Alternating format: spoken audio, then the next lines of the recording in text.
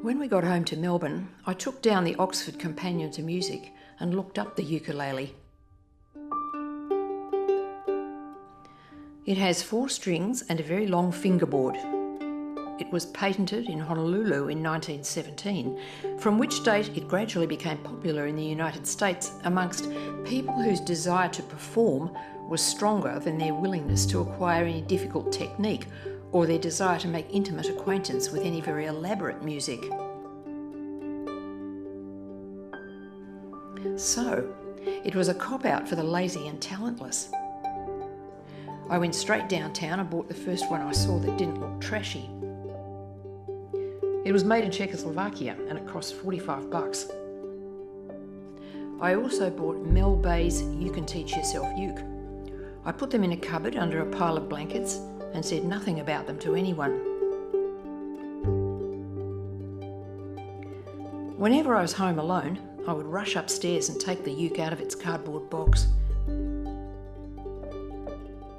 It was so intimate, so unawe-inspiring, with its curvaceous waist and pretty metal frets and creamy tuning pegs. A faint perfume drifted out of its woody little body. And unlike the hulking piano, which years earlier had brought me to my knees, it was small. No one could possibly be afraid of this instrument. I fell in love with it. I spent secret afternoons sitting on the bed, strumming my way through the beginner's book. I learned to row, row, row your boat and camp down races. It was easy. It was natural. 4 strings, 4 fingers. Not like a guitar where you're ganged up on every time you try to make a chord. I found I could learn a 3-chord song in about 30 seconds. It dawned on me that there are several million 3-chord songs in the world, many of which I had effortlessly, long ago, stored in the mud at the very bottom of my memory.